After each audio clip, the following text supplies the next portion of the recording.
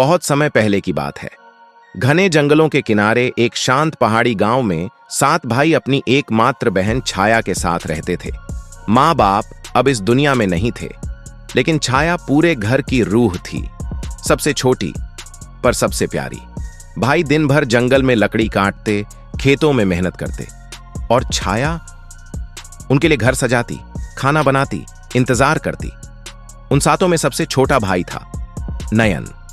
नयन और छाया जैसे आत्मा और शरीर एक पल भी अलग नहीं रहते थे। छाया की हंसी नयन की दुनिया थी, और नयन की मासूमियत छाया की धड़कन। एक दिन गांव में एक अजनबी साधु आया। उसने घर के बाहर खड़े भाइयों से कहा, सावधान रहो, तुम्हारे घर की छाया अब परछाई बनती जा रही है।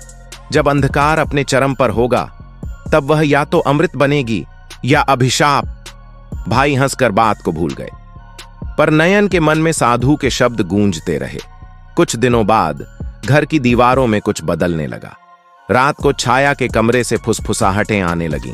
उसका चेहरा पीला पड़ने लगा, आंखें बुझी बुझी सी। कभी खुद से बातें करती तो कभी नयन को देखकर सहम जाती। नयन पूछता, दीदी सब ठीक है ना?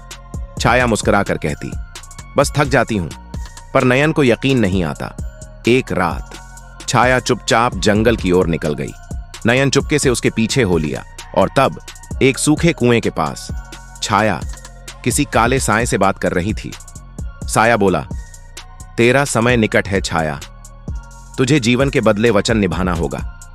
छाया गिड़गिड़ाई, बस कुछ दिन और दो, मेरे भाई मुझसे दूर नहीं रह पाएंगे।